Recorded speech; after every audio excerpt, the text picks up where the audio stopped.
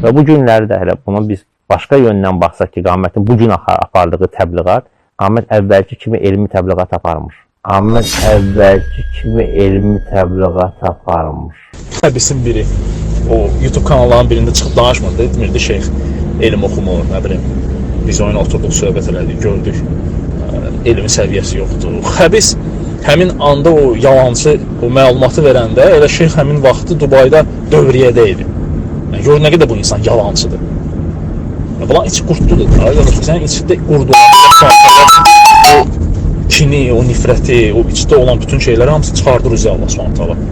Yəni çıxardır və göstərir cəmaata ki, baxın da bunlar nə gündədir.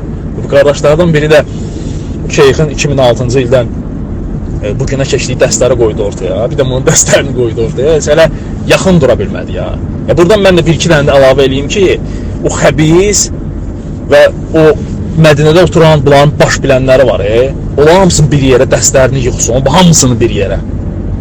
And ola Allaha deyirəm, şeyxin 98-ci ildən Əbu Bakır Aslandan ta bugünə keçdiyi dərslərin yarısına gəlib çata bilməz.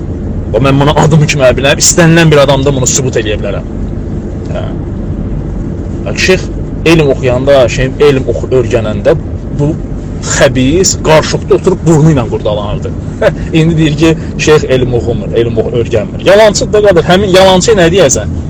Təsəvvür elə bu sözləri dediyi anda şeyx Dubayda idi, dövriyyədə. Elmi dövriyyəyə getmişdi. Belə adama nə deyəsən qadır?